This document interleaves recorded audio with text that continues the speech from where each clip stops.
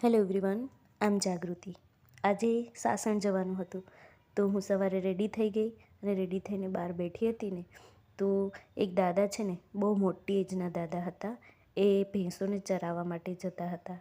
તો એને જોઈને મને પણ ગામ યાદ આવી ગયું કે સિટીમાં પણ ગામનું કલ્ચર જીવે છે. પછી અમે લોકો બપોર પછી સાસણ જવા માટે નીકળ્યા. મારી સિસ્ટર, એની 3 ફ્રેન્ડ અને હું.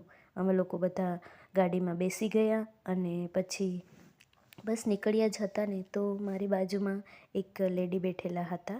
તો એ લેડીની એક નાનકડી બેબી હતી. તો એણે મને સામેથી એવું કીધું કે દીદી મારો બી વિડીયો લઈ આપું ને. તો પછી મેં એનો બી વિડીયો ઉતારી દીધો.